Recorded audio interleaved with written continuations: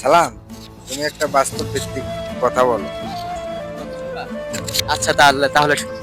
একদিন হয়েছে কি, এক বড় লোকের বাবা তার সন্তানকে বলল যে যাও, পাশে আমার এক বন্ধু আছে খুবই গরিব, তুমি তার বাসায় যাও। তার বাবার কথা অনুযায়ী সেই ছোট্ট সন্তানটা তার সেই গরিব বাবার বন্ধুর বাসায় বেড়াতে গেল। এবং 2-3 দিন থাকার পর যখন সে বাসায় ফিরে আসলো, তখন সে বাবা তাকে জিজ্ঞেস করলো, আচ্ছা ছেলে, বলো তো দেখি তুমি সেখানে কি কি কি দেখলে? তখন সে ছেলেটা বললো, বাবা তুমি হয়তোবা জানো না, আমি দেখেছি যে তারা আমাদের থেকে অনেক বড় ধনী। তখন বাবা বললো যে কেন তোমার এমনটা মনে হলো? তখন সেই সন্তানটা বলল, বাবা দেখো, আমাদের বাসায় কত সুন্দর একটা সুইমিং পুল আছে, কিন্তু ওদের কাছে আছে পুরো একটা নদী। ওরা নদীতেই বিশাল বড় সুইমিং পুলে সাঁতার কাটে। বাবা, আমরা আমাদের দেখো বাসাটা কত দেয়াল ঘেরা, আর ওদের বাসাটা পুরো প্রকৃতি নিয়ে সাজানো।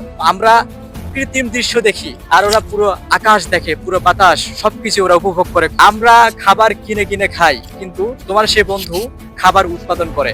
আচ্ছা বাবা, বলো তো তাহলে পৃথিবীতে কে ধনী হলো, ওরা নাকি আমরা?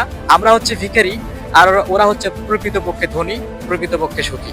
এটাই হচ্ছে বন্ধু জীবনের গল্প।